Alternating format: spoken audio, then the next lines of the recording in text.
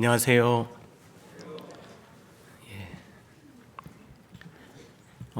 오산교회 송경원 목사님 대타로 나온 김만희 형제입니다. 괜찮죠? 기도하겠습니다.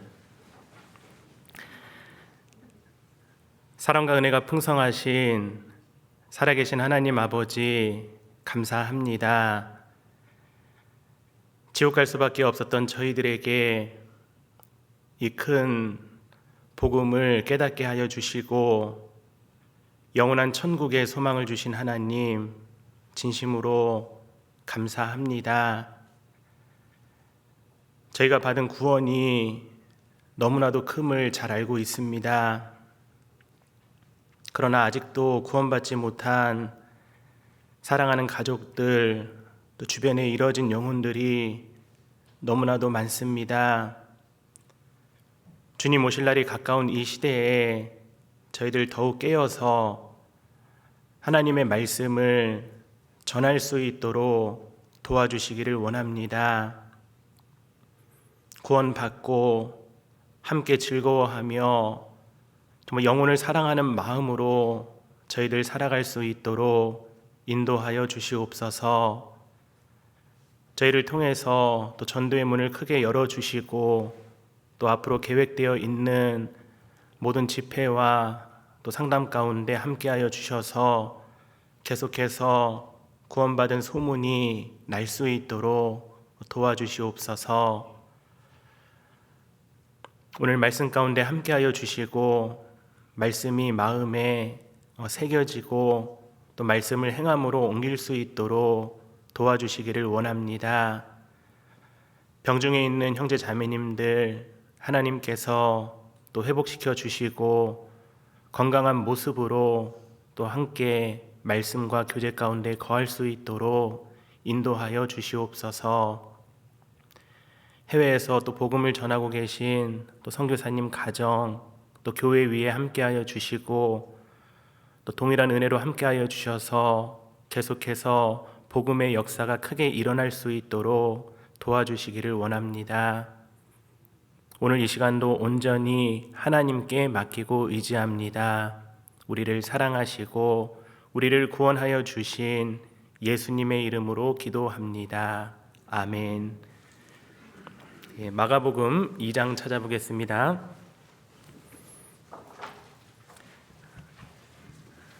마가복음 2장 1절부터 보겠습니다.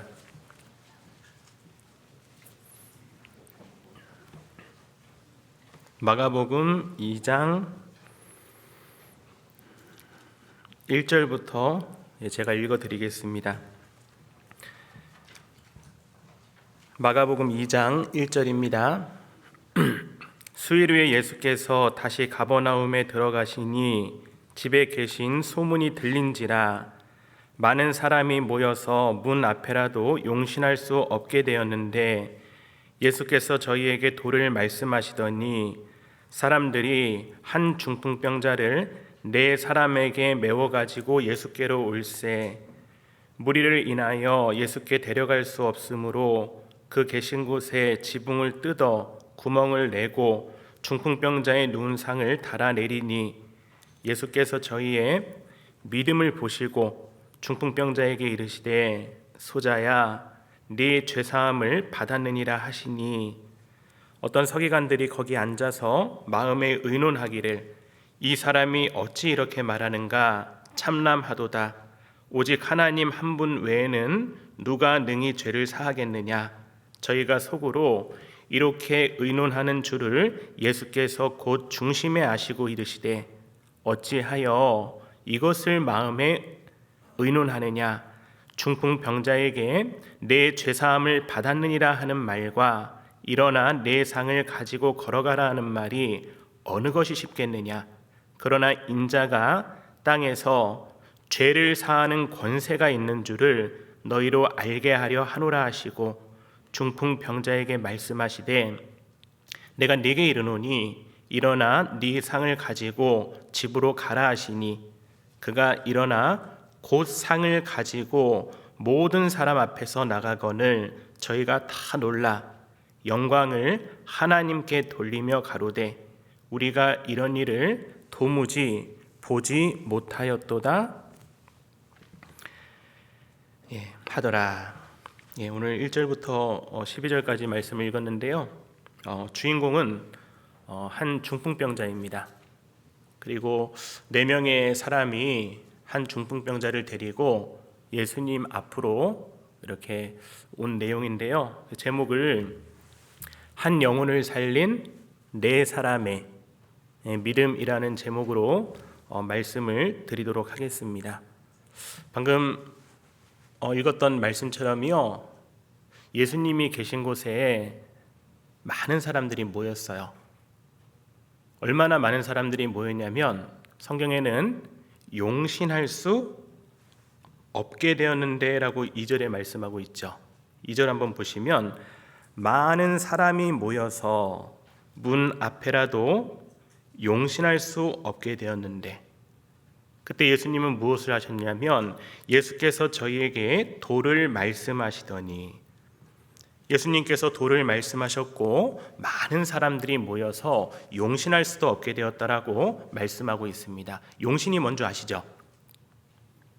얼굴용, 몸신. 그래서 우리 수양에 가면요, 정말 많은 분들이 오시잖아요. 그러면은 자리를 참 찾기가 쉽지 않잖아요. 그래서 신발장 있는데 뒤까지 많은 사람들이 모여 있는데 그것도 모자라 가지고 뒷문을 열고 뒤에 앉아서 서서 말씀을 듣지 않습니까? 하나님의 말씀이 선포되기 때문에 그렇게 많은 사람들이 용신할 수 없을 정도로 모이지 않습니까? 지금 그 모습이에요. 예수님이 계셨고 용신할 수 없게 되었는데 너무나도 많은 사람들이 모여 있다라는 겁니다. 누가복음 5장에도 같은 말씀이 있는데 누가복음 5장 17절에는요, 병을 고치는 주의 능력이 예수와 함께 하더라라는 말씀이 있어요. 그래서 병을 고치는 주의 능력이 예수님과 함께 했습니다. 예수님은 병을 고치셨어요. 중풍병자도 일어났어요. 예수님이 그렇게 이적을 행하신 것은 나에게 죄를 사하는 권세가 있음을 알려주시기 위해서 그러한 이적들을 예수님은 행하셨습니다. 문둥병자가 깨끗해지잖아요. 문둥병은 죄를 의미하죠.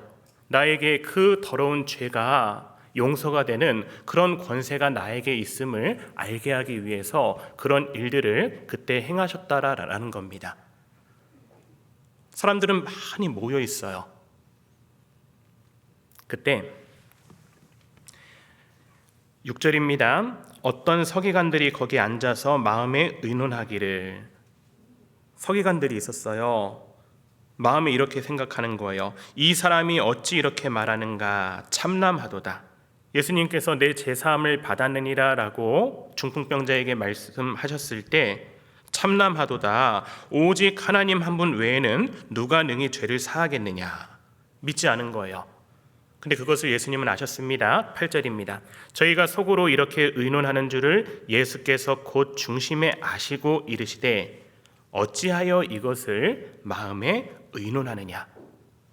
그리고 이렇게 말씀하십니다. 중풍병자에게 네 죄사함을 받았느니라 하는 말과 일어나 내 상을 가지고 걸어가라 하는 말이 어느 것이 쉽겠느냐. 어느 게 쉬울까요? 죄사함을 받았느니라 하는 말씀과 중풍병자가 일어나는 것, 걸어가는 것, 어떤 게 더 쉬울까요? 걸어가는 거요? 우리는 다 어려워요, 그죠?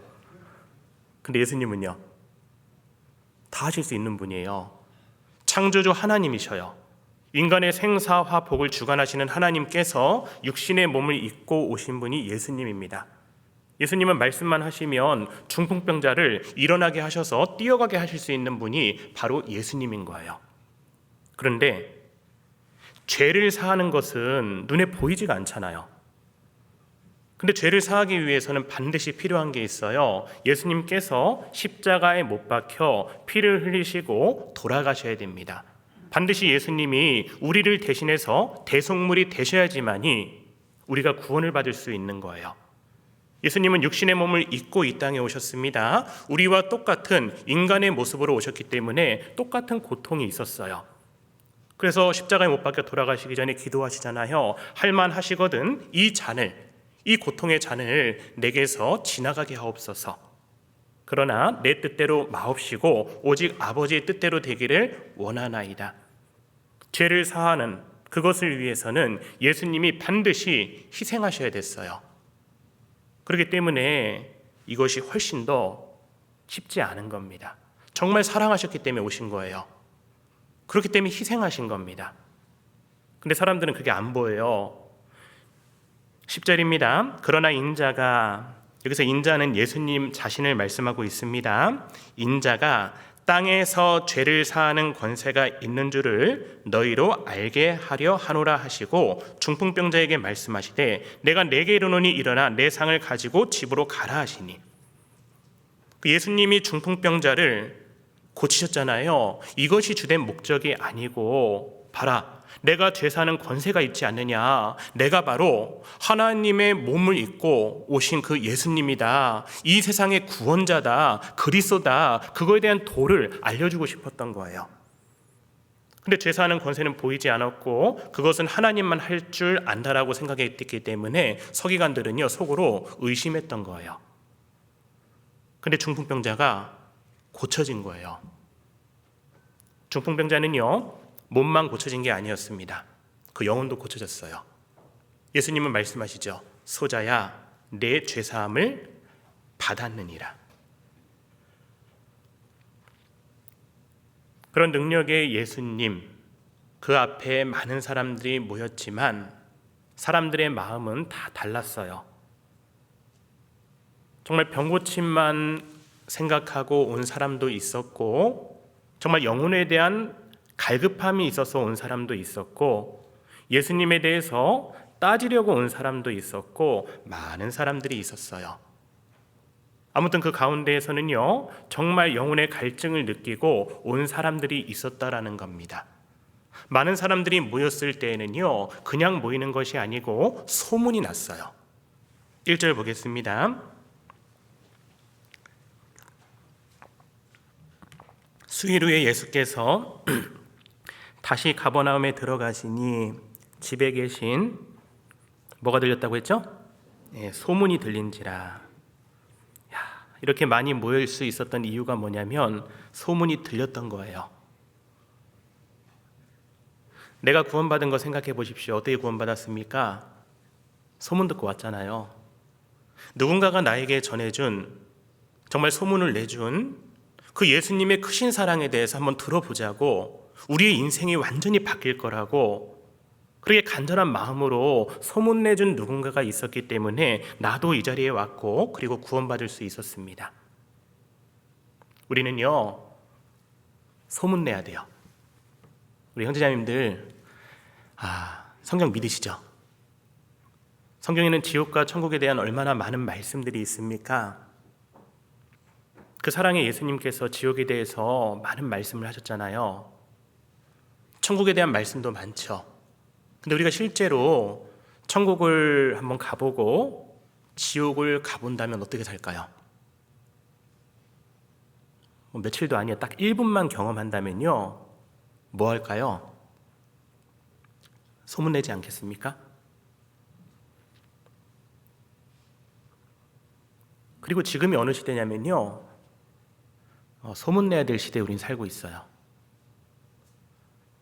마태복음 24장에 보면 예수님이 감람산에 앉아 계실 때 제자들이 종용이 와서 예수님께 질문을 하죠. 예수님, 세상 끝에는, 예수님이 다시 오실 때에는 무슨 징조가 있겠습니까? 라고 질문하지 않습니까? 지금부터 2000년 전입니다. 그때 예수님께서 마지막 때에 있을 일들에 대해서 쭉 말씀하셔요. 전쟁이 있을 거며, 테러가 날 거며, 기근이 있고 지진이 있고 사람들의 사랑이 식어지고 이 천국 복음이 온 세상에 전파되리니 그제야 끝이 온다라고 했죠. 그래 생각해 보십시오. 그때는요 신약 성경이 완성되기 전이에요.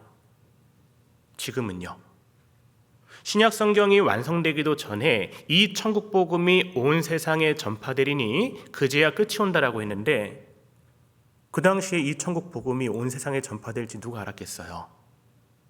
예수님은 아시잖아요. 근데 지금 우리 시대 때 딱 보니까 정말 이 천국 복음이 온 세상에 전파가 되었고, 코로나 이후로 정말 한국에서 이렇게 말씀 전하는 것을 전 세계 각지에서 다 볼 수 있지 않습니까?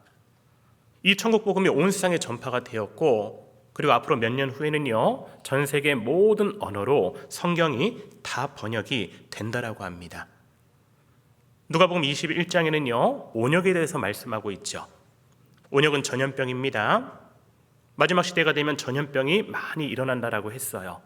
근데 생각해 보십시오. 우리 2년 동안 이렇게 마스크 쓰고 전염병 때문에 고생할 거라고 생각이라도 했습니까? 말씀은 10년 전에도 똑같이 들었고 20년 전에도 똑같이 들었죠. 근데 지금 보십시오. 상황을 보십시오. 다 일어나고 있잖아요. 마태복음 24장에는 마지막 때에 일어날 징조에 대해서 말씀을 하시면서 마지막 때의 가장 큰 징조가 뭐라고 하냐면 이스라엘의 회복이라고 말씀하고 있습니다. 마지막 때가 되면 이스라엘이 돌아올 것을 말씀하고 있어요. 마지막 때가 되면요, 이스라엘은요 강대국이 됩니다. 꾸어줄지언정 꾸지 않는다라고 했어요. 지금 다 일어나고 있잖아요. 1948년 5월 14일 날 이스라엘은 독립했습니다. 그 이후로 이스라엘은 계속해서 돌아오고 있습니다. 최근에 국제 상황 보십시오. 러시아에서 우크라이나 공격했죠.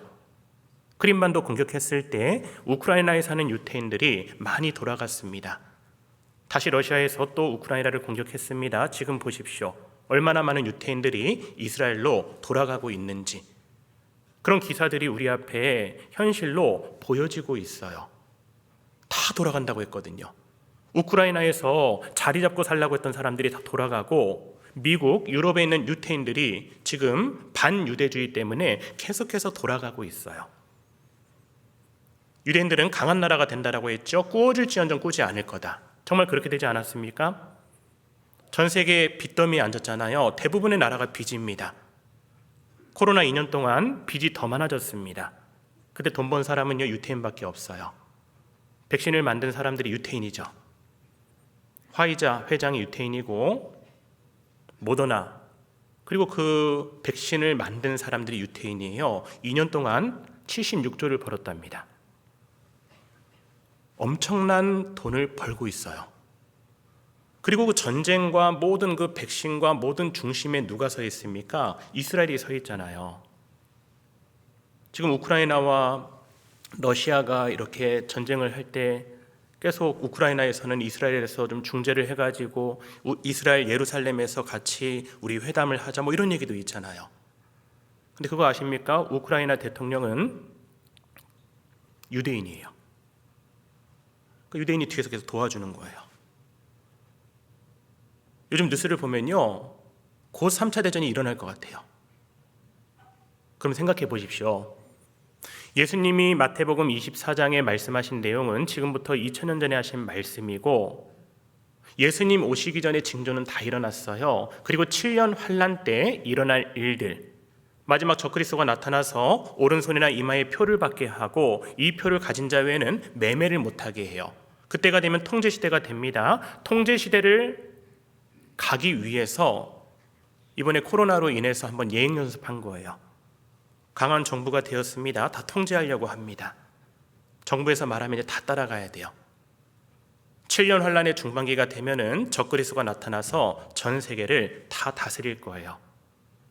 그리고 마지막에 3차 대전이 일어날 겁니다. 그 어떤 나라가 전쟁에 참여해서 언제 일어나고 어떻게 되고 왜 전쟁이 일어나는지 성경에 자세히 기록되어 있잖아요.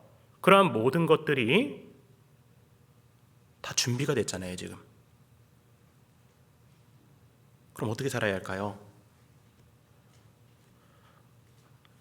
소문내야 되는 거예요.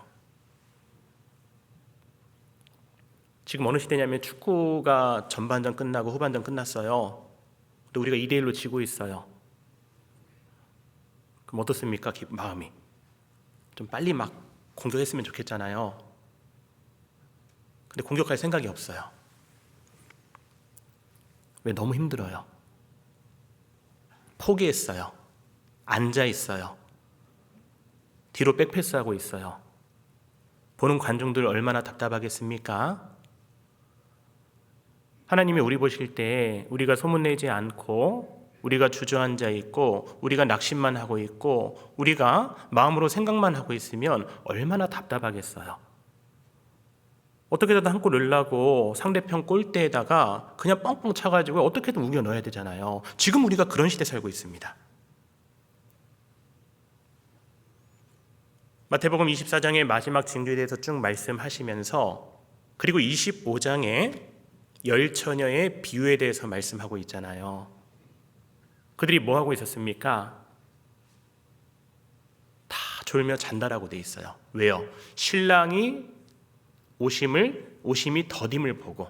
찾아볼게요. 마태복음 25장입니다.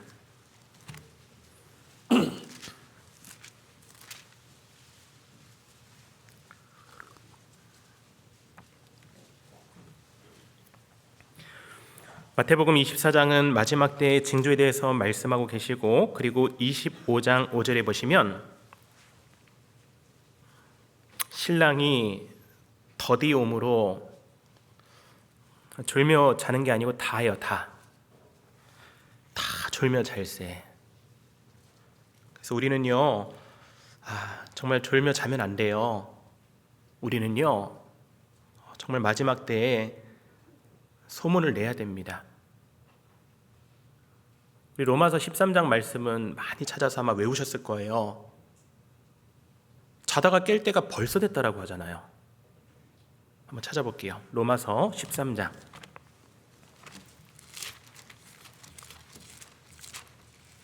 로마서 13장 11절입니다.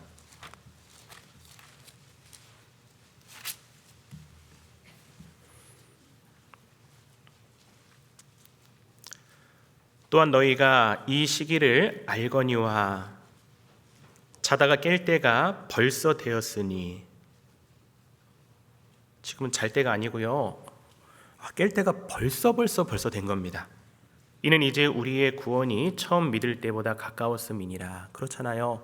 처음 우리가 구원 받았을 때보다 우리의 구원, 이 구원은 몸의 구원을 말씀하고 있습니다. 예수님 오실 때 구원받은 사람은 데려간다라고 했죠. 그 몸의 구원이 처음 내가 구원받았을 때 그때보다 더 가까운 거예요.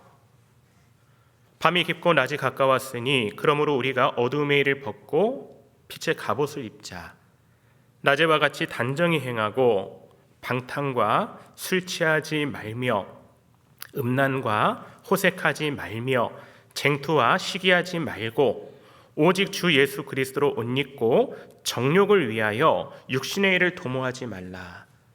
지금은요, 정욕을 위해서 육신의 일을 도모할 때가 아니고, 그런 것을 소문낼 때가 아니고, 정말 이 복음을 전하고 정말 예수 그리스도를 통해서 죄사하는 권세가 예수님께 있음을 소문내야 하는 그런 시대에 우리는 살고 있다는 거예요.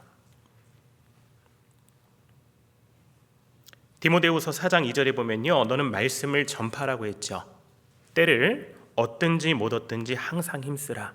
범사의 오래 참음과 가르침으로 경책하며 경계하며 권하라. 지금은 어느 시대냐면요, 때를 얻든지 못 얻든지 소문을 내야 되는 시대에 살고 있어요.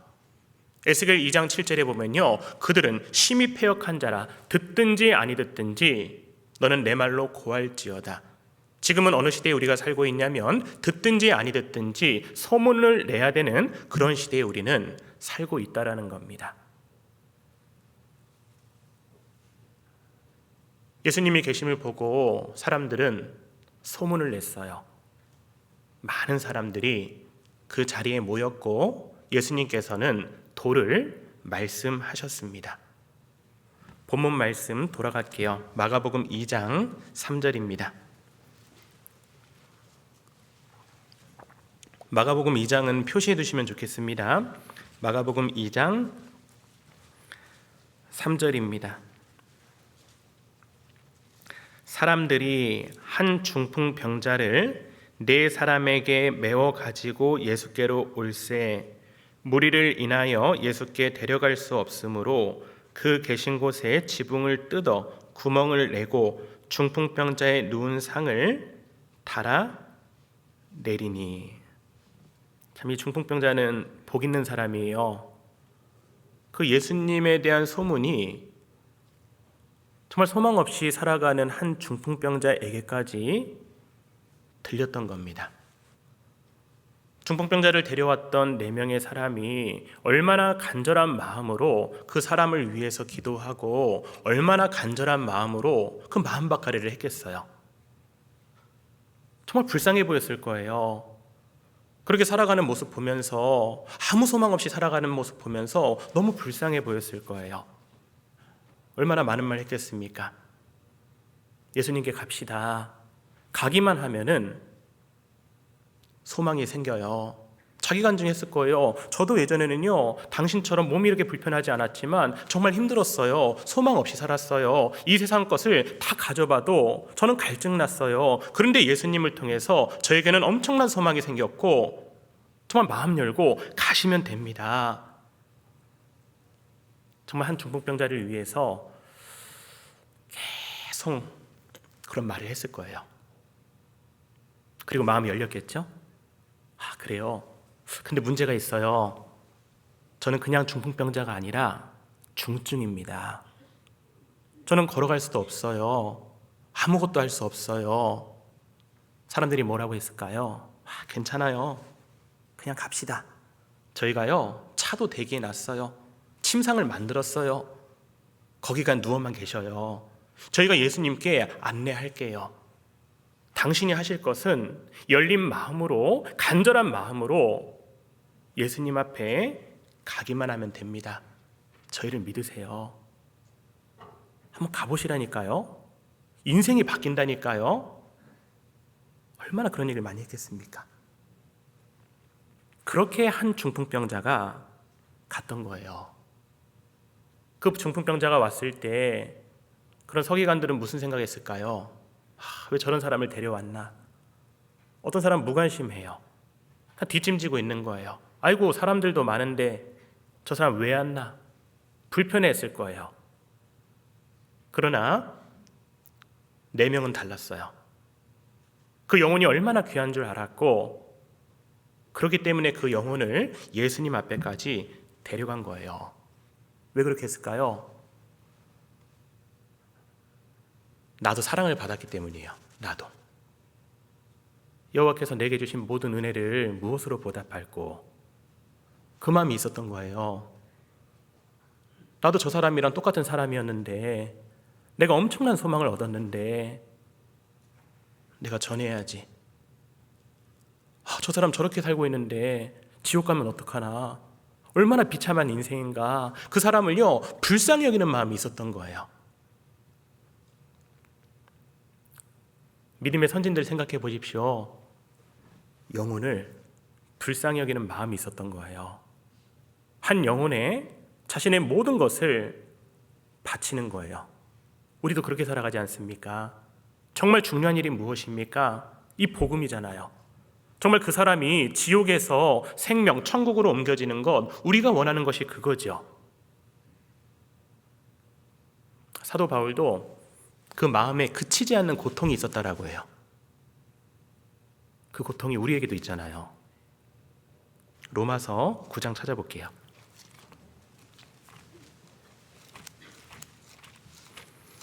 로마서 9장 3절입니다.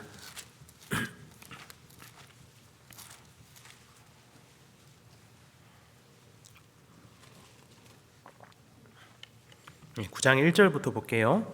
내가 그리스도 안에서 참말을 하고 거짓말을 아니하노라. 내게 큰 근심이 있는 것과 마음에 그치지 않는 고통이 있는 것을 내 양심이 성령 안에서 나로 더불어 증거하노니. 사도 바울 마음에 큰 근심이 있었어요. 마음에 그치지 않는 고통이 있었어요. 그게 뭐냐면 3절입니다.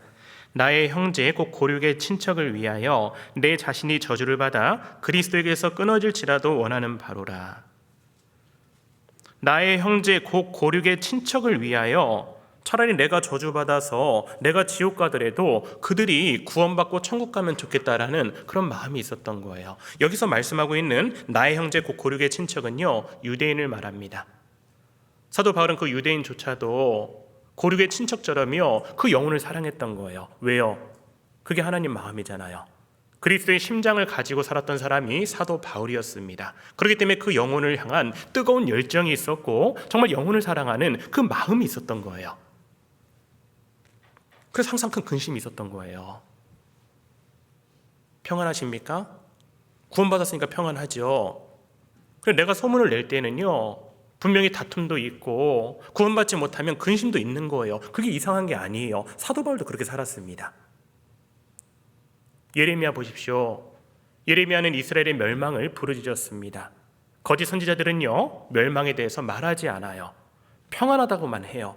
평강하다 평강하다 하나 평강이 없도다. 지옥에 대해서 말하지 않습니다. 정말 있는데 정말 중요한데 말하지 않아요. 그때 예레미야의 마음 한번 생각해 보십시오. 얼마나 답답했겠습니까? 정말 멸망하는데 왜 그렇게 하나님과 역행하며 가는지 보이려고만 하고. 근데 예레미야는요, 하나님의 말씀을 외쳤을 때 계속 치욕을 당하고 조롱거리가 돼요.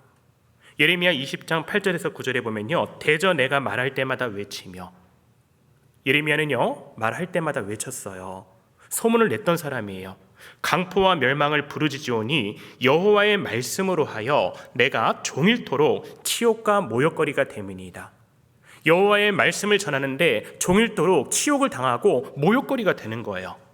얼마나 힘들었겠습니까? 우리도 그럴 때 있잖아요. 모욕당하고 치욕당하고. 그래서 예레미야는요, 내가 다시는 여호와를 선포하지 아니하며 그 이름으로 말하지 아니하리라 하면.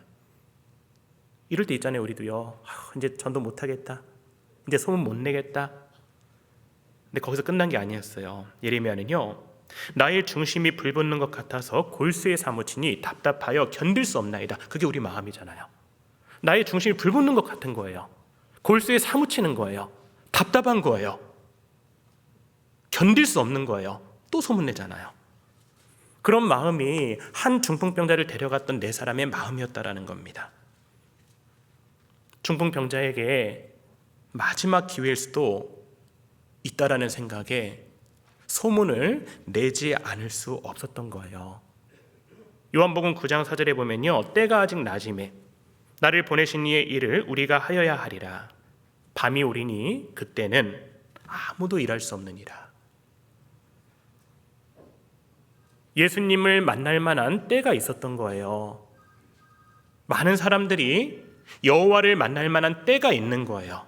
우리는 그 때를 알지 못합니다. 그렇기 때문에 우리는요, 정말 때가 주어지고 기회가 됐을 때 전해야 되는 거예요. 사망으로 끌려가는 자들에게 우리는 이 복음을 전해야 됩니다. 소문을 내야 됩니다. 하나님은요, 우리의 중심을 보실 거예요. 누가 그 중풍병자가 있을 때 그냥 뒷짐지고 있었는지, 누가 정말 간절한 마음으로 지붕까지 뚫었는지 하나님은 다 보고 계십니다. 잠언 24장 볼게요.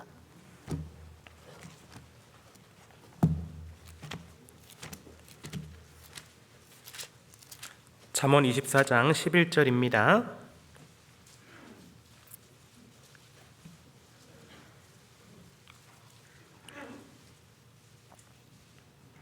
너는 사망으로 끌려가는 자를 건져주며 살육을 당하게 된 자를 구원하지 아니치 말라. 그렇죠. 사망으로 끌려가는 자, 그들을 건져주라고 했잖아요. 구원하지 아니치 말라는요, 반드시 전도하라는 거예요. 반드시 소문내라는 거예요. 네가 말하기를 나는 그것을 알지 못하였노라 할지라도 마음을 저울질 하시는 이가 어찌 통찰하지 못하시겠으며 네 영혼을 지키시는 이가 어찌 알지 못하시겠느냐. 그가 각 사람의 행위대로 보응하시리라. 이 말씀을 마음에 새겼던 것 같아요. 그래, 하나님 나의 중심을 보시지. 그 중풍병자도 정말 귀한 영혼이지. 그렇다면 내가 희생해야지. 내가 받은 것도 너무 큰데 예수님이 말씀하셨죠? 한 알의 밀이 땅에 떨어져 죽지 아니하면 한 알 그대로 있고 죽으면 많은 열매를 맺느니라. 그래, 예수님도 나를 위해 죽으셨는데 내가 이 정도 희생쯤이야. 당연히 해야지. 나도 그 영혼을 사랑하는데 하나님은 그 영혼을 얼마나 사랑하실까? 그 영혼이 지옥 가면 어떻게 될까? 지금도 이렇게 비참하게 사는데 어떻게 될까? 그런 마음이 있었던 거예요. 그런 마음으로 살아가는 사람이 누구냐면 지금 이 자리에 앉아있는 우리 안산교회 형제 자매님들이잖아요. 우리도 똑같이 구원받았잖아요. 정말 간절함이 있잖아요. 본문 말씀 마가복음 2장 돌아가겠습니다.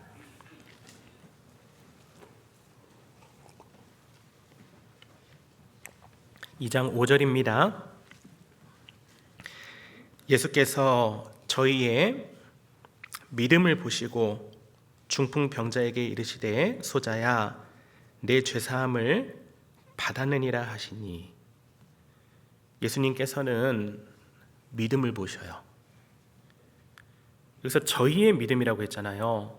이 저희의 믿음 안에는 중풍병자를 데려갔던 네 사람의 믿음도 있고 그리고 중풍병자의 믿음도 포함되어 있는 거예요. 주님을 믿는 곳에서 역사를 나타내십니다. 마태복음 13장 58절에는요 저희의 믿지 않음을 인하여 거기는 가버나움이거든요. 가버나움에서 많은 능력을 행치 아니하시니라 라는 말씀이 있어요. 한 중풍병자에게까지 소문이 들렸고 그 중풍병자를 예수님에게 데려왔어요. 근데 예수님은요 그 네 사람의 믿음을 보셨다라는 겁니다. 지금부터 드릴 말씀은요, 예수님께서 그렇다면 그 중풍병자를 위한 그 네 사람의 어떤 믿음을 보셨는지 보려고 해요. 첫 번째, 눈치 보지 않는 믿음이에요. 눈치 안 봐요. 2장 4절에 다시 볼게요. 2장 4절, 무리를 인하여 예수께 데려갈 수 없으므로 그 계신 곳에 지붕을 뜯어 구멍을 내고 중풍병자의 누운 상, 그 침상을 달아내리니. 생각해 보십시오. 이 지붕이 자기 지붕입니까? 남의 지붕입니까? 눈치 보는 거예요? 안 보는 거예요? 왜 안 볼까요? 좀 눈치 좀 보면서 살지, 그죠?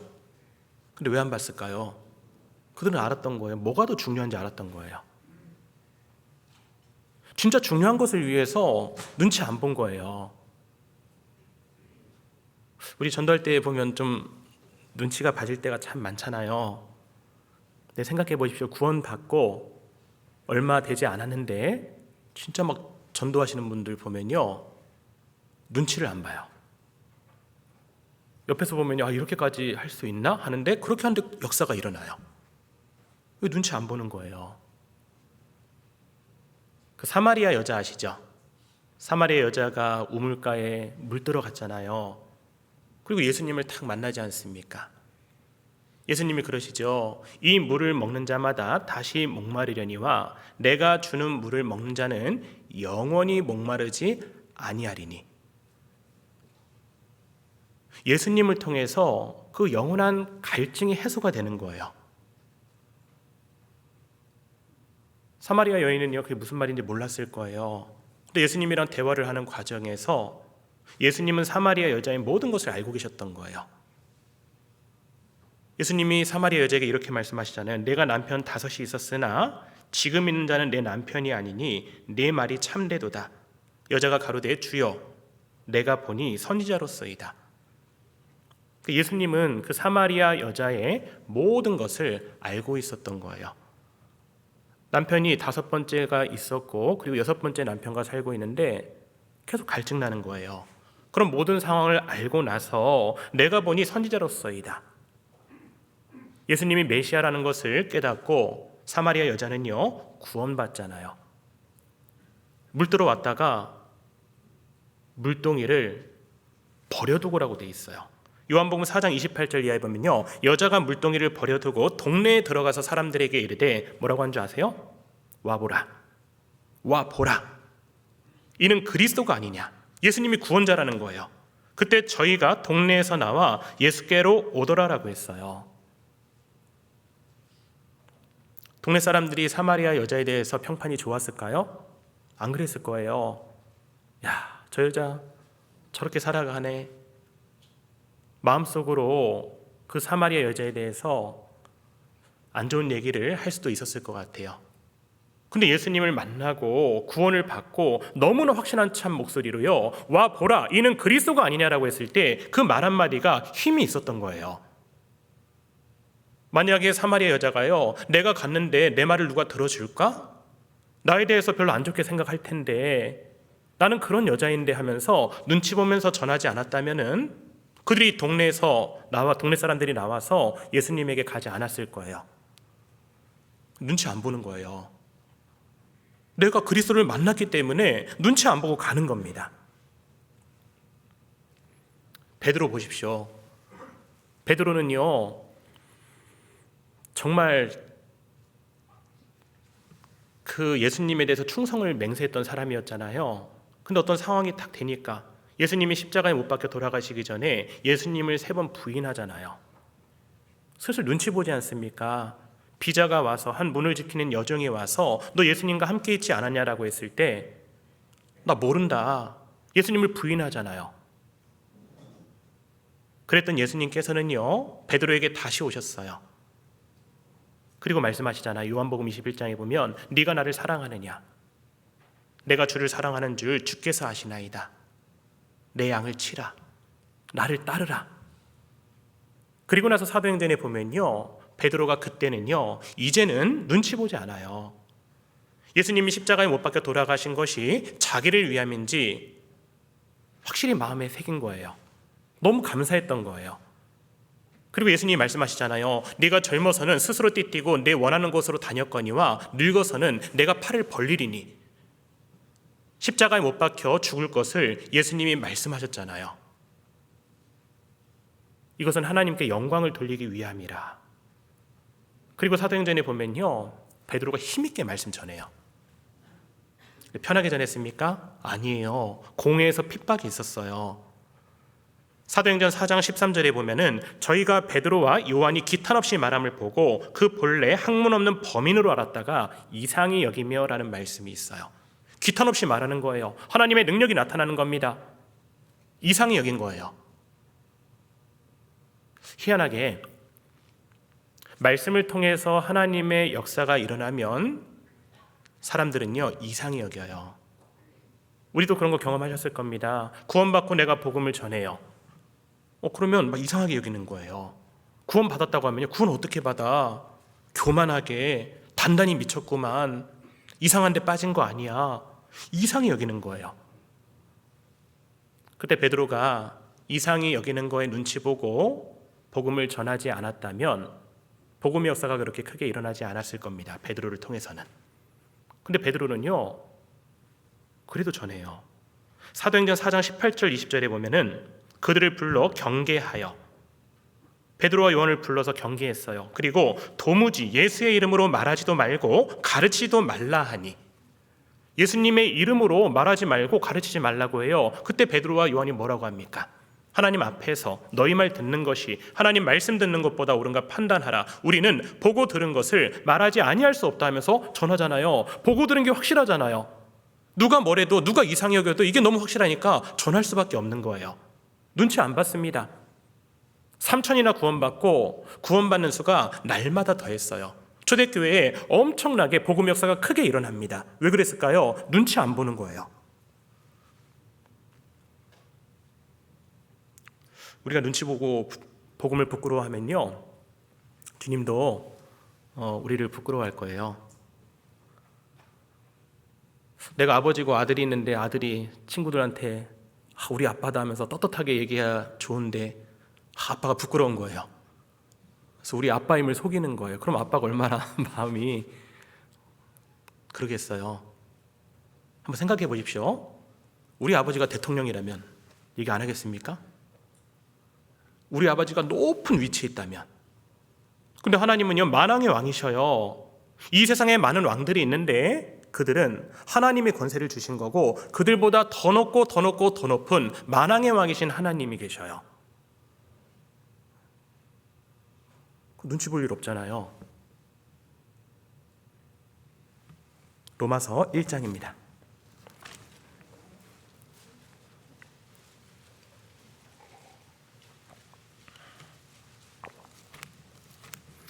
로마서 1장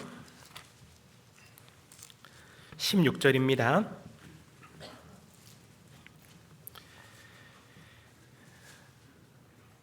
내가 복음을 부끄러워하지 아니하노니 이 복음은 모든 믿는 자에게 구원을 주시는 하나님의 능력이 됨이라. 첫째는 유대인에게요 또한 헬라인에게로다. 복음에는 하나님의 의가 나타나서 믿음으로 믿음에 이르게 하나니 기록된 바 오직 의인은 믿음으로 말미암아 살리라 함과 같으니라. 내가 복음을 부끄러워하지 아니하노니 이 복음은 모든 믿는 자에게 구원을 주시는 하나님의 능력이라고 했잖아요. 우린 그걸 소문내는 거예요. 부끄러워할 필요 없잖아요. 내가 이 지역에 이사를 왔어요. 근데 이사 와서 친구가 없었는데 처음으로 아이 친구의 엄마를 사귄 거예요. 그럼 소문 내십니까? 마음에 그런 거 있잖아요. 말하자니 좀 두렵기도 하고 안 하자니 그리스도인으로서 마음에 걸리고, 그런 가운데 소문 냈을 때 구원받으면 영원한 친구가 되잖아요.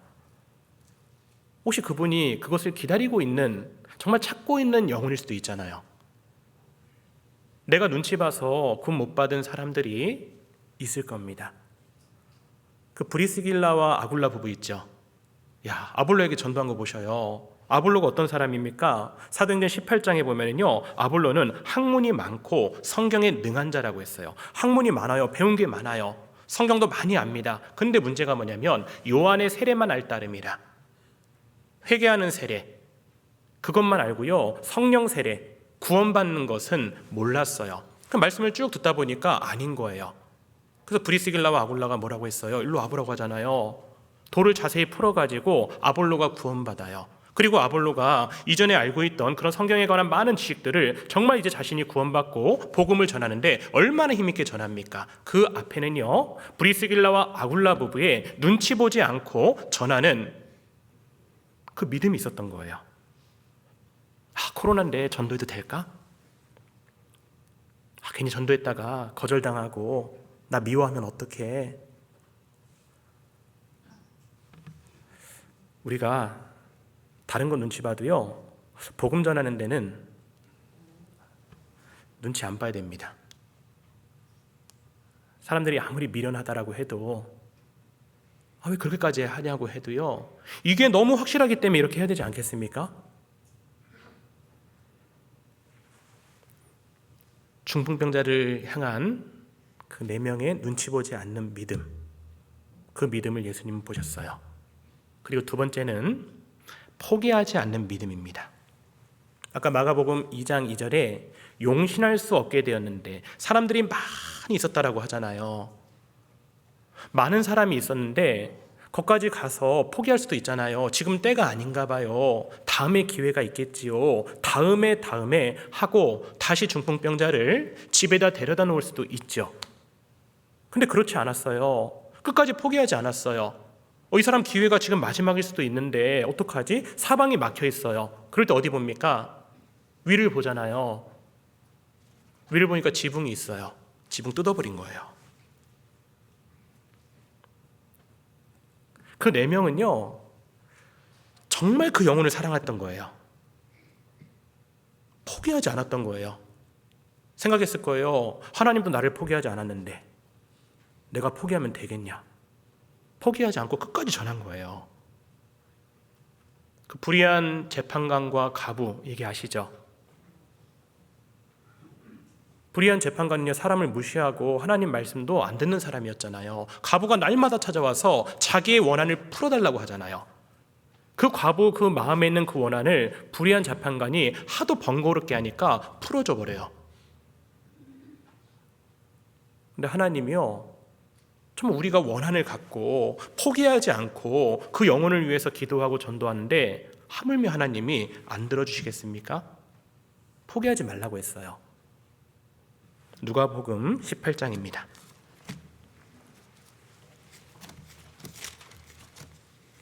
누가복음 18장 1절입니다.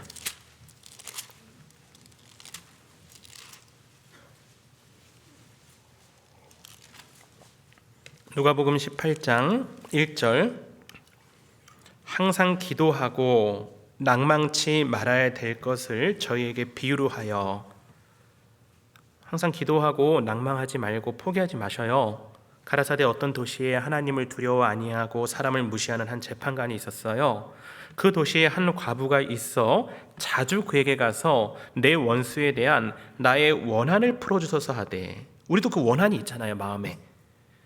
그가 얼마 동안 듣지 아니하다가 후에 속으로 생각하되, 내가 하나님을 두려워 아니하고 사람을 무시하나 이 과부가 나를 너무 번거롭게 하는 거예요. 포기하지 않는 거예요. 번거롭게 하는 거예요. 내가 그 원한을 풀어주리라. 그렇지 않으면 늘 와서 나를 괴롭게 하리라 하였느니라. 주께서 또 가라사대 불의한 재판관의 말한 것을 들으라. 하물며예요. 하나님께서 불의한 재판관도 원한을 풀어주는데 하물며 하나님께서 그 밤낮 부르짖는 택하신 자들의 원한을 풀어주지 아니하시겠느냐? 저희에게 오래 참으시겠느냐? 내가 너희에게 이르노니 속히 그 원한을 풀어주시리라. 그러나 인자가 올 때에 세상에서 믿음을 보겠느냐 하시니라. 인자는 예수님이죠. 예수님이 딱 이 땅에 오셨을 때 그 우리의 포기하지 않는 믿음, 끝까지 원한을 가지고 영혼을 사랑하고 끝까지 전도하는 모습을 보면서 우리가 주님 만났을 때 얼마나 좋겠습니까? 우리가 포기하면요, 예수님이 슬퍼하셔요.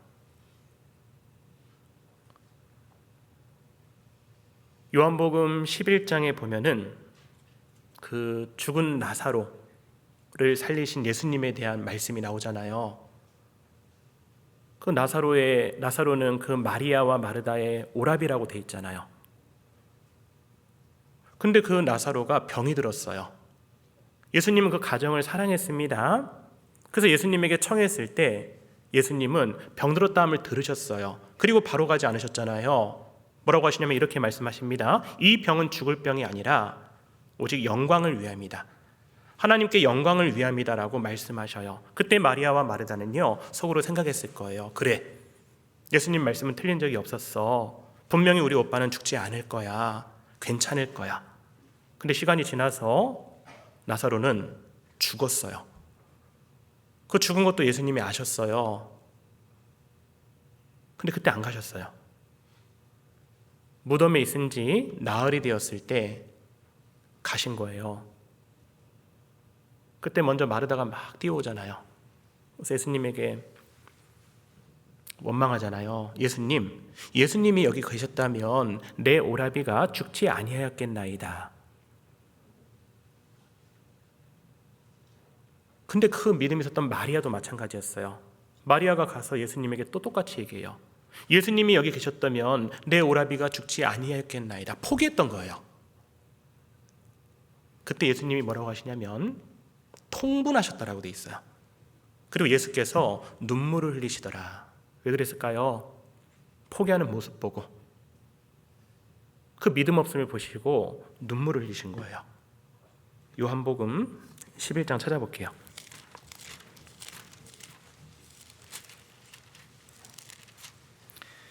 요한복음 11장 32절 보겠습니다. 요한복음 11장 32절. 마리아가 예수 계신 곳에 와서 보이고 그 발 앞에 엎드려 가로되, 주께서 여기 계셨다면 내 오라비가 죽지 아니하였겠나이다 하더라. 예수께서 그의 우는 것과 또 함께 온 유대인들의 우는 것을 보시고 심령에 통분히 여기시고 민망히 여기사 가라사대 그를 어디 두었느냐 가로되 주여 와서 보옵소서 하니 예수께서 눈물을 흘리시더라. 이에 유대인들이 말하되 보라 그를 어떻게 사랑하는가 하며, 그중 어떤 이는 말하되 소경의 눈을 뜨게 한 이 사람이 그 사람은 죽지 않게 할 수 없었더냐 하더라. 이에 예수께서 다시 속으로 통분히 여기시며 무덤에 가시니 무덤이 구리라 돌로 막았거늘. 그 무덤이 있고 앞에 큰 돌이 막혀 있었어요. 39절입니다. 예수께서 가라사대 돌을 옮겨 놓으라 하시니 그 죽은 자의 누이 마르다가 가로되 주여 죽은 지가 나흘이 되었음에 벌써 냄새가 나나이다. 완전히 포기했던 거예요. 죽은 지가 나흘이 되었습니다. 그때 예수님께서요, 예수께서 가라사대 내 말이 네가 믿으면 하나님의 영광을 보리라 하지 아니하였느냐 하신대. 내가 믿으면 왜 포기하고 안 믿냐? 믿어야 되지 않느냐? 그때 돌이켰어요. 믿음으로 41절에 돌을 옮겨놨어요. 그때 예수께서 눈을 들어 우러러 보시고 가라사대 아버지여 내 말을 들으신 것을 감사하나이다. 마르다 앞에 있는 엄청나게 큰 돌, 그 돌보다요 그 마르다 마음에 있는 그 돌이요 더 무겁고 큰 돌이었던 거예요. 마음에 있는 돌들 때문에 전도에 장애가 되는 경우가 너무나도 많아요. 믿음은요 상황을 보는 것이 아니라 이 하나님의 약속의 말씀을 의지하고 포기하지 않고 나아가는 거잖아요. 우리가 선을 행하되 낙심하지 말지니 피곤하지 아니하면 때가 이름에 거두리라. 갈라디아서 6장 9절 말씀입니다. 끝까지 해야 되잖아요. 근데 포기했어요. 그러나 다시 돌이켰던 겁니다. 그 이전에 한 자매님이 구원을 받고 그 남편에게 전도를 해야 되는데 참 남편이 너무 강팍하고 싫어해서 참 전도하는 게 너무 두려웠던 거예요. 그러다가 몰래 이제 교회에 가서 말씀을 듣고 했는데 어느 날 남편이 와서 그 아내를 데리고 가는 거예요. 그러면서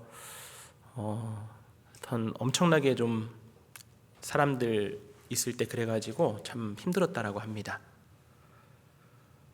그래도 이 복음이 너무 확실하기 때문에 포기할 수 없잖아요. 계속 전했던 거예요. 딸 둘 데리고.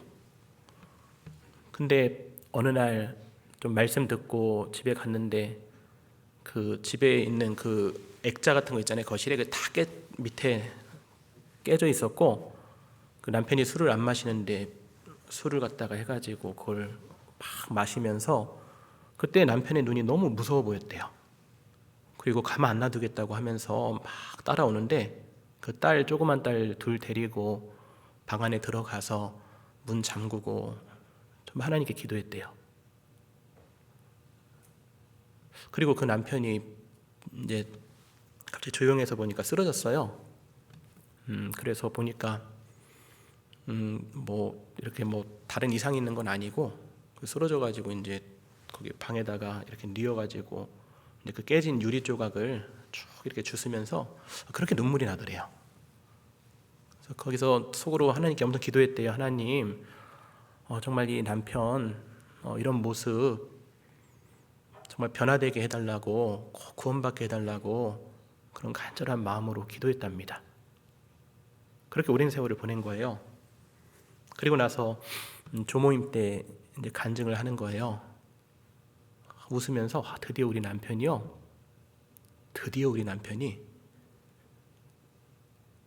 하루 말씀 듣겠다고 했대요. 참 좀 구원받았다 할 줄 알았어요. 하루. 그때가 벌써 지금 되게 오래됐어요. 제가 거기 서울중앙교회에 이제 잠깐 그 전도인 되고 나서 3개월 있을 때 그 자매님의 간증을 들었거든요. 근데 너무 막 눈물을 흘리면서 기뻐하면서 그러는 거예요. 그래서 그렇게 하루 말씀 듣겠다고 한 그 답이 기뻐할 일인가? 그런 생각이 들 수도 있잖아요. 근데 그 자매님이 그동안 걸어왔던 길과 그 고난 가운데 전도했던 것을 딱 생각해 보면요, 하루 남편이 말씀 듣는 건 기적인 거예요. 다 같이 박수 쳐줬어요. 분명히 구원 받았을 겁니다. 그 이후로 제가 다시 이제 교회로 와가지고 소식은 못 들었는데요, 끝까지 포기하지 않는 거예요. 근데 그 남편이 이제 왜 쓰러졌냐면, 술을 하도 원샷을 하다 보니까, 원래 술을 못 드시는데 그렇게 하다 보니까 취해갖고 쓰러졌던 거예요. 그것 또한 하나님께서 딱 적당할 때 쓰러뜨려 갖고 말씀을 듣게 하고. 근데 우리 안산교회 형제 자매님들 좀 전도하면서 막 그런 적 있잖아요. 막 되게 안 돼가지고 막 마음이 많이 힘들고 그러잖아요. 근데 포기하지 마십시오. 끝까지. 우리가 포기하면은 그 주님께서 되게 안타까워하셔요. 예수께서 눈물을 흘리시더라. 그 영혼을 보면서도 눈물을 흘리시지만요, 우리가 좀 믿음 없이 이렇게 금방 포기하고 낙심하고 주저앉아 있으면 그 하나님께서 참 마음 아파하시는 겁니다. 우리도 자녀들이 이렇게 뭘 할 때 포기하고 막 이렇게 난 아무것도 못해 하면서 낙심하고 있으면 아버지 입장으로서 되게 마음이 아프잖아요. 다시 일어나가지고 막 전도하면 되게 막 기쁘고 하잖아요. 그래서 우리도 포기하지 않는 믿음, 지붕이라도 뜯어내세요. 그럼 되잖아요, 그죠? 그래서 그 포기하지 않는 믿음을 예수님 보신 거예요. 그리고 세 번째로는요, 행하는 믿음이에요. 행함이 없는 믿음은 죽은 믿음이라고 했잖아요. 4명의 사람이 중풍병자에게 가서 아이고 불쌍해서 어째요, 아이고 많이 힘들지요, 아이고 말만 했다면, 혹은 예수님에 대해서 말은 많이 하는데 예수님에게 데려가지 않았다면, 정말 그 사랑의 수고를 하지 않았다면요, 그 중풍병자는 그런 위로의 말만 듣다가 끝났을 거예요. 사랑의 수고가 필요하지 않겠습니까? 간증만 하는 것이 아니라, 기도 부탁만 하는 것이 아니라 내가 발로 가서 모시고 와야 되지 않겠습니까? 그 행하는 믿음을 예수님은 보신 거예요. 야고보서 2장입니다.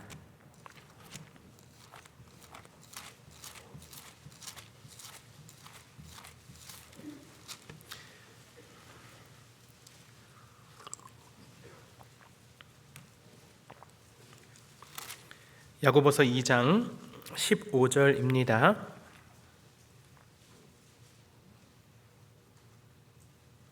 14절부터 읽어드릴게요.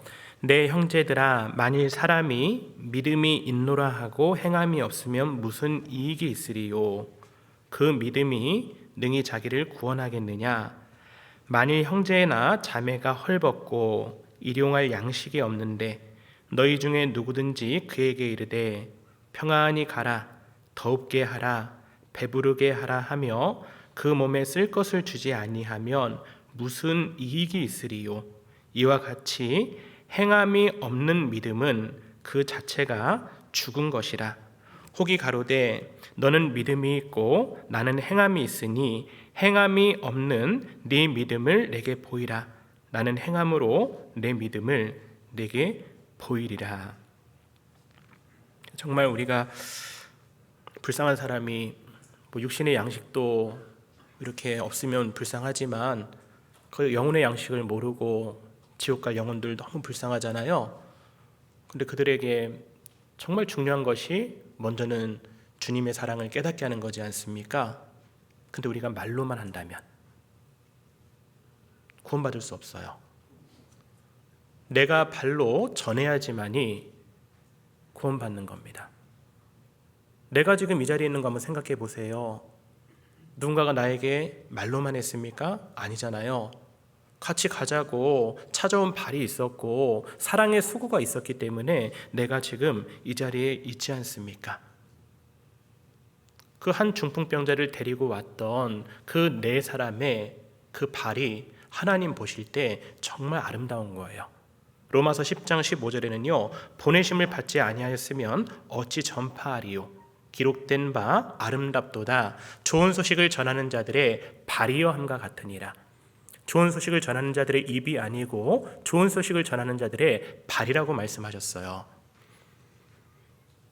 에티오피아 내시에게 빌립은요, 성령이 에티오피아 내시에게 가라고 했을 때 달려갔어요. 그 발이 아름다운 거예요. 고넬료가 구원받지 못했을 때 하나님은 베드로에게 그곳으로 가라고 하잖아요. 베드로는 욥바에 있으면서 가이사랴까지 갔어요. 그 발이 아름다운 거예요. 아이고 불쌍해서 어째요? 어떻게 되겠죠? 그게 아니고요, 가는 거예요. 육신이 있기 때문에 가는 데 있어서 주저주저 할 때도 있잖아요. 그러나 하나님의 말씀이 선포되고 그 말씀을 통해서 그래 내가 가야 되겠다. 내가 지금 이대로 있을 때가 아니라 내가 엄마한테 아빠한테 가서 전해야 되겠다. 얼마 남지 않았지. 소문내야 되겠다. 지금 마지막 때일 수도 있는데 그런 마음으로 가지 않습니까? 한번 에스더 생각해 보십시오. 유다인들이 하만의 계략에 의해서 다 죽음 앞에 있었잖아요. 그때 모르드게는요 너무 마음이 아팠잖아요. 옷을 찢었잖아요. 에스더는요 같은 유다 민족이기 때문에 마음이 아팠어요. 근데 마음이 아픈 것으로 끝났으면은 유다인들은 구원받을 수 없었을 거예요. 그때 사촌오빠 모르드게가 에스더에게 이렇게 말하잖아요. 에스더 4장 14절에 보면요, 이때 내가 만일 잠잠하여 말이 없으면 유다인은 다른 데로 말미암아 노인과 구원을 얻으려니와 너와 내 아비 집은 멸망하리라. 내가 왕후의 위를 얻은 것이 이때를 위함이 아닌지 누가 아느냐? 너 왕후의 위를 얻은 것이 이때를 위함이 아닌지 누가 아느냐? 여기서 가만히 있고 걱정만 할 것이 아니라 너가 아하수에로 왕 앞에 가서 말해야 되지 않겠냐? 그때 에스더는요 마음이 바뀌었어요. 그래, 내가 발로 가야 되겠구나. 그리고 나서 기도 부탁하잖아요. 본인도 기도하잖아요. 그리고 아하수에로 왕에게 가잖아요. 갔는데 아하수에로 왕의 그 마음과 눈을 완전히 변화시켜 주신 분, 주장하신 분이 누구냐면 하나님이에요. 에스더 딱 보자마자 너무 아립다워 보인 거예요. 그대의 소원이 무엇이뇨? 나라의 절반이라도 주겠노라. 그 마음에 결심하고 죽음을 각오하고 에스더의 그 아하수에로 왕에게 갔던 에스더의 그 발이요 제일 아름다운 거예요.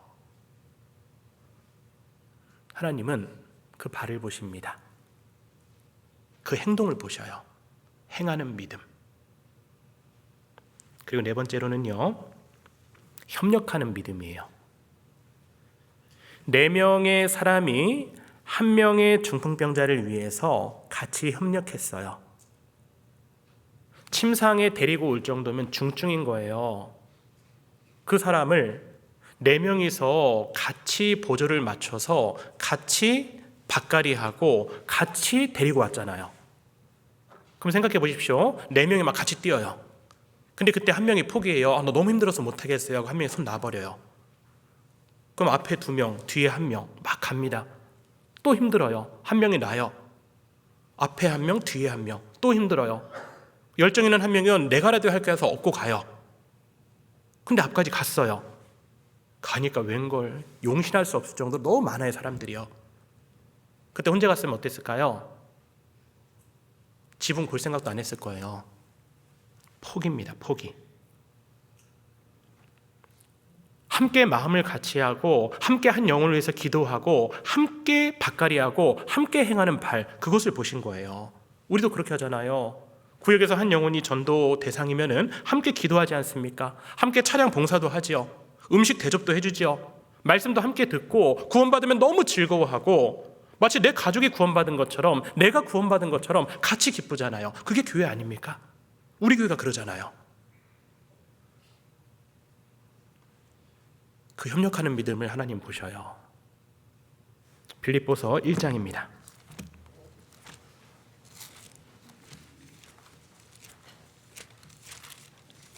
빌립보서 1장 27절입니다.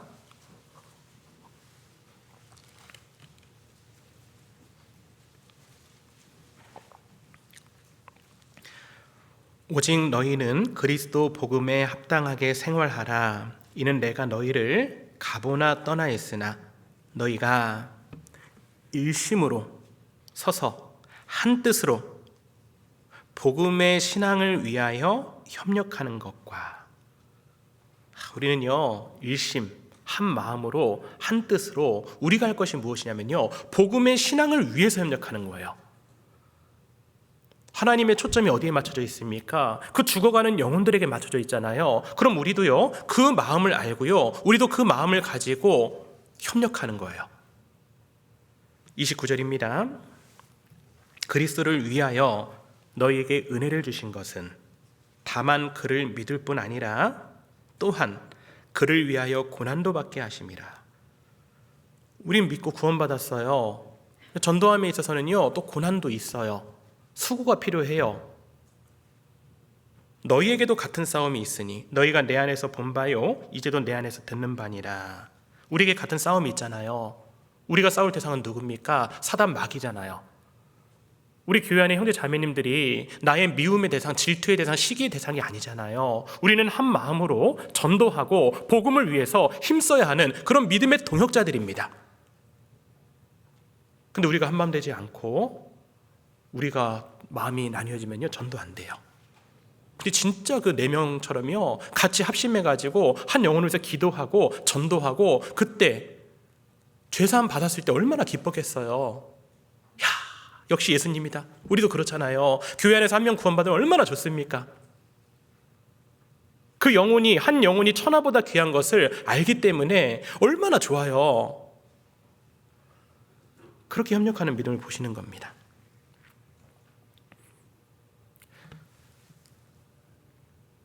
제가 이전에 울릉도에 설교하러 한번 갔었거든요. 근데 제가 설교한 건 아니고, 설교가 아니고 섬교라고 해야 되나요? 뭐라고 하지? 관광도 아니고, 어르신들 가는 거 뭐죠? 갑자기 생각이 안 나네요. 효도 관광 말씀, 하여튼 어르신들 모시고 울릉도에 이제 담임 목사님과 저와 함께 해서 이렇게 말씀 집회하러 한번 갔어요. 갔는데 한 집사님이요, 저한테 이제 부탁을 하셨어요. 그 본인 장모님 장인 어르신이 있는데 이번에 참석을 한대요. 저보고 좀 잘 부탁한다고, 좀 상담이 필요할 때 좀 해주시고 좀 이렇게 아들처럼 좀 잘 해달라고. 그래서 예, 알겠습니다 하고 같이 갔죠. 근데 그 두 분이요, 그 집사님의 아내가 구원을 받지 않았어요. 그래서 그 아내의 그 사실을 알리지 않고 그냥 집사님이 사위가 이렇게 보냈던 거예요. 그래서 가서 이렇게 하루 이틀 이제 계속 이제 말씀이 진행되고 또 관광도 하고 그랬었는데, 이제 문제가 발생했어요. 둘째 날인가 그래요. 둘째 날에 이제 가는데 그 울릉도가 어떻게 생겼냐면 C자형으로 생겼어요. C 이렇게. 그러니까 교회당이 여기 있으면은 C자로 한 바퀴 쭉 관광을 하면은 이제 한 2시간 정도 이상 걸려요. 그래서 그런 코스였거든요. 아침에 일어나서 C자형으로 쭉 가가지고, 그 마지막 C자 요 공간은 어떻게 되어 있냐면요, 차로 갈 수가 없어요. 그 공간은 그 둘레길처럼 해가지고 이제 이렇게 왔어야 돼요. 그래서 우리가 그 봉고차랑 차 2대를 가지고 이렇게 쭉 갔던 거예요. 그래서 한 1시쯤에 도착을 했어요.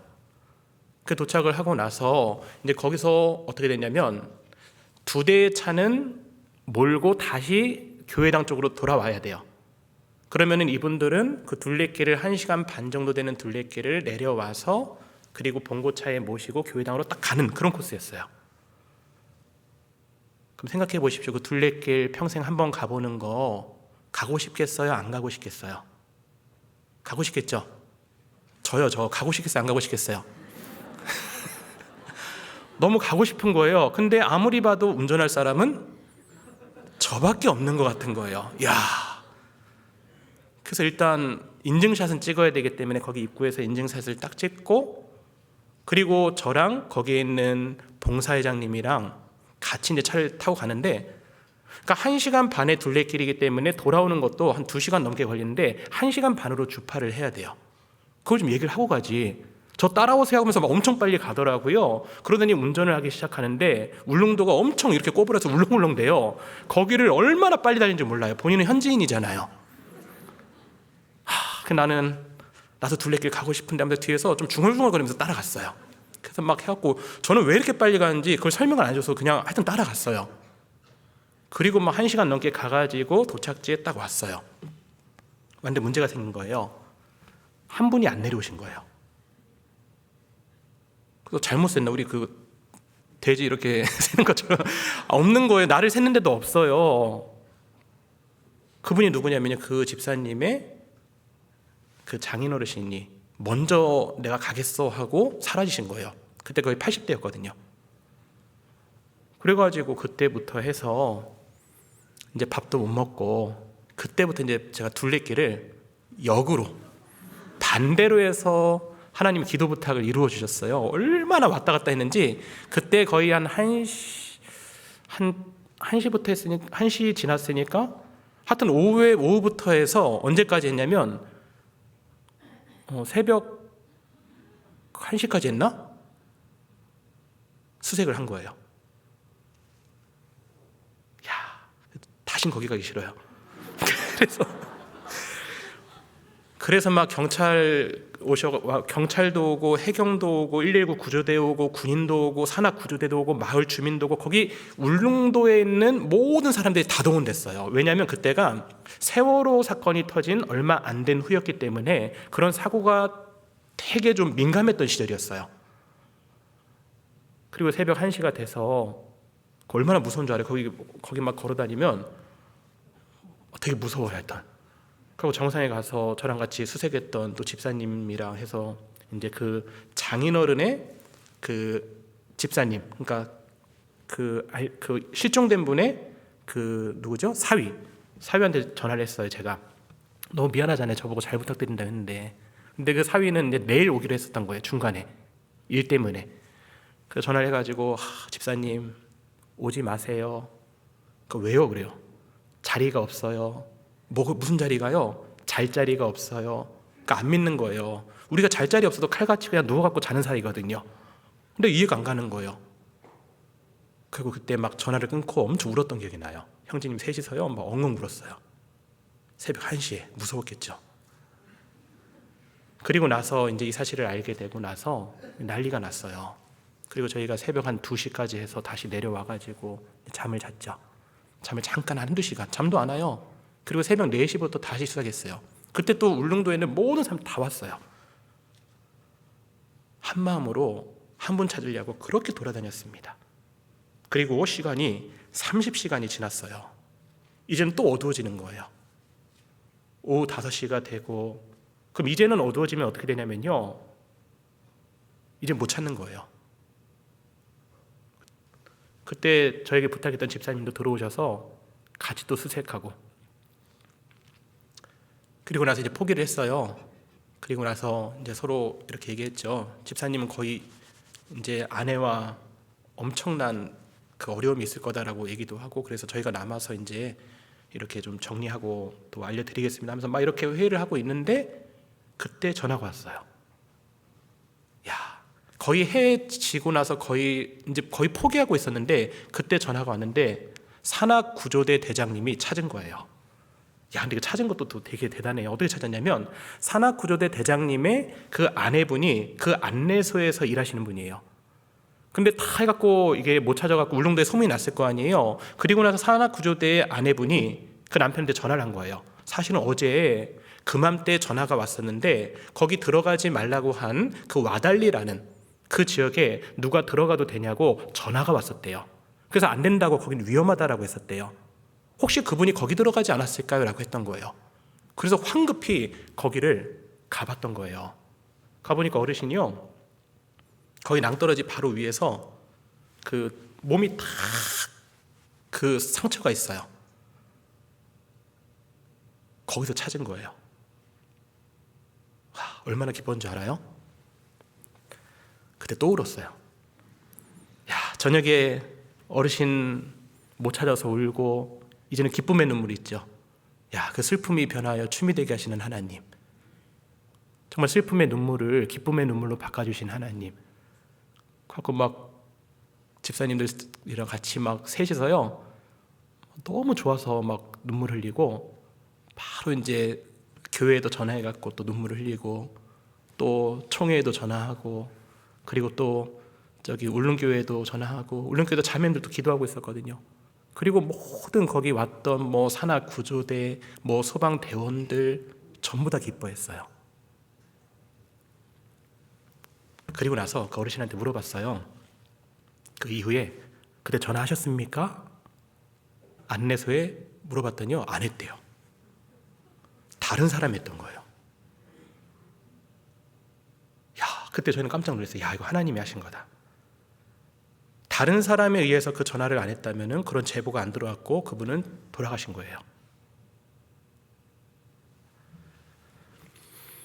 그때 딱 생각났던 말씀이 그거였어요. 시편 133편. 형제가 연합하여 동거함이 어찌 그리 선하고 아름다운고, 머리에 있는 보배로운 기름이 수염 곧 아론의 수염에 흘러서 그 옷깃까지 내린 같고, 헐몬의 이슬이 시온의 산들에 내린 같도다. 거기서 여호와께서 복을 명하셨나니 곧 영생이로다. 그렇구나. 야, 이렇게 한 분을 위해서 그 울릉도의 모든 사람이 협력해가지고 함께 찾고, 그리고 같은 마음으로 찾았을 때 너무 기뻐했는데, 우리는요, 영원한 것을 위해 살아가잖아요. 한 영혼을 위해서 우리는 살아가잖아요. 그게 얼마나 큰 겁니까? 그것을 위해서 우리는요, 협력하고 함께 복음을 전하는 그리스도인입니다. 마가복음 2장입니다.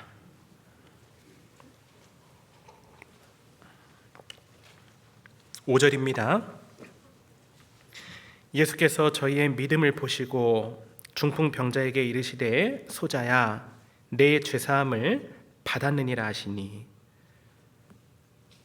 예수님께서는 그 4명의 그런 믿음을 보신 거예요. 그리고 중풍병자에게 이르시되 소자야 내 죄사함을 받았느니라. 근데 5절에 저희의 믿음 안에는요, 바로 중풍병자의 믿음도 들어가는 거예요. 같은 말씀이 마태복음 9장에도 있는데, 마태복음 9장 2절에 보면요, 소자야 안심하라 네 죄사함을 받았느니라 라는 말씀이 있어요. 안심하라고 했어요. 중풍병자는 예수님 앞에 갔을 때 정말 예수님 앞에서 정말 경외심이 생겼을 거예요. 그 사람들한테 많은 얘기를 들었을 거 아니에요. 예수님에 대해서. 그분은 거룩한 분이고, 그분에 대해서 계속 말씀을 들어보니까 정말 예수님은 하나님이신 거예요. 우리도 예수님이 하나님이신 것, 하나님이 살아계심이 딱 믿어지면요, 두려운 마음이 생기잖아요. 그리고 지옥에 대한 말씀 들었을 때 얼마나 두렵습니까? 그런 모습으로 중풍병자는 예수님 앞에서 누워 있었던 거예요.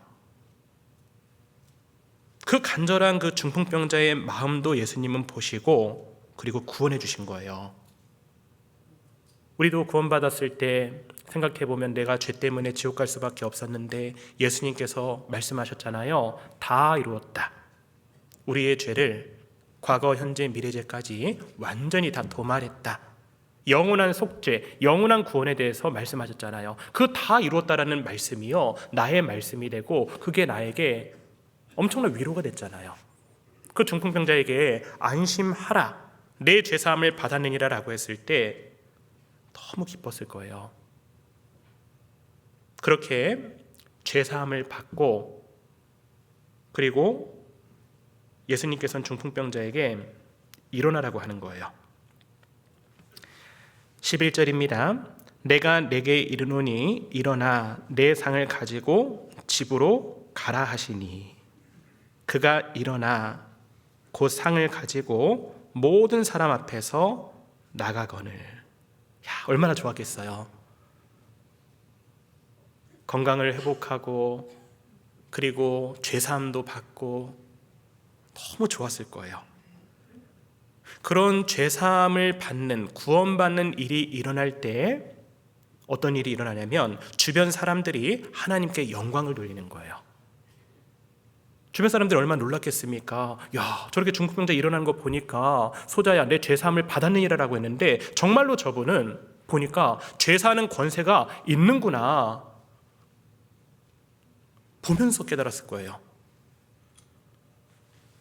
그래서 12절에 보시면 저희가 다 놀라 영광을 하나님께 돌리며 가로되 우리가 이런 일을 도무지 보지 못하였다 하더라. 다 놀라서요, 영광을 하나님께 돌렸어요. 그래서 구원받는 역사가 일어났을 때 하나님께 영광이 되는 거예요. 그 중풍병자는요, 중풍병자도 하나님께 영광을 돌렸다라고 누가복음 5장 25절에 말씀하고 있어요.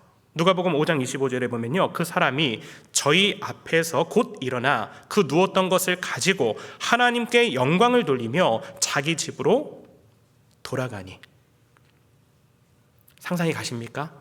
얼마나 좋았겠어요. 역시 하나님은 살아계십니다. 저의 죄를 사하셨습니다 하면서 영광을 돌리면서 가는 거예요. 그 한 중풍병자가 하나님께 영광을 돌리면서 이런 찬양을 했을 것 같아요. 들어보세요. 눈물로써 회개하고 아버지의 품에 안기어 죄악으로 더럽힌 몸 십자가에 못 박았네. 구원함을 얻은 기쁨 세상에서 제일이라. 영광의 길 허락하신 내 주 예수 찬양하네. 눈물로써 회개하고 아버지의 품에 안기어 죄악으로 더럽힌 몸 십자가에 못 박았네. 구원함을 얻은 기쁨 세상에서 제일이라. 영광의 길 허락하신 내 주 예수 찬양하네. 죄사함 받고 얼마나 기쁘겠습니까? 우리도 이렇게 살아야 되지 않겠습니까? 죄사함 받고 하나님께 영광을 돌리며 하나님을 찬양하며 그렇게 살아야 되지 않겠습니까? 시편 68편입니다.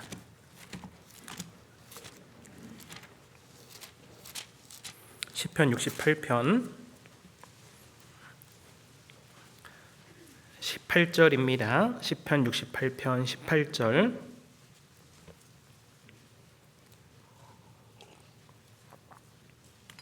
주께서 높은 곳으로 오르시며 사로잡은 자를 끌고 선물을 인간에게서 또는 패역자 중에서 받으시니 여호와 하나님이 저희와 함께 거하려 하심이로다.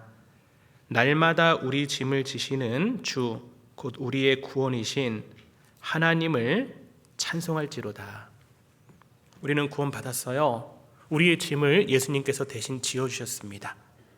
근데 지금은요, 우리에게 또 많은 어려움이 있잖아요. 또 짐을 지어주시잖아요. 우리의 짐을 대신 짓고 그 하시는 그 하나님을 찬송할지로다.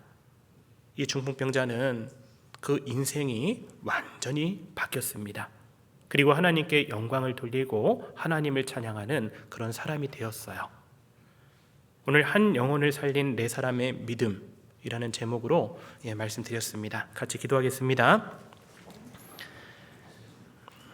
하나님 아버지 감사합니다. 한 영혼을 살린 네 사람의 믿음이란 제목으로 말씀을 배웠습니다. 저희가 받은 은혜가 너무나도 큼을 잘 알고 있습니다. 정말 영혼을 사랑하는 마음을 더 주시고 정말 믿음으로 전도하며 저희를 통해서 많은 영혼들이 구원함을 얻을 수 있도록 도와주시옵소서. 앞으로 또 계획된 집회 가운데 함께하여 주시고 특별히 4월 또 11일부터 1교구 전도 집회가 있습니다. 또 많은 영혼들 모아주시고 또 중풍병자처럼 그 자신의 공고함을 깨닫고 구원받는 역사가 일어날 수 있도록 도와주시옵소서. 오늘 귀한 시간 함께하여 주심에 감사합니다. 우리를 사랑하시고 우리를 구원하여 주신 예수님의 이름으로 기도합니다. 아멘.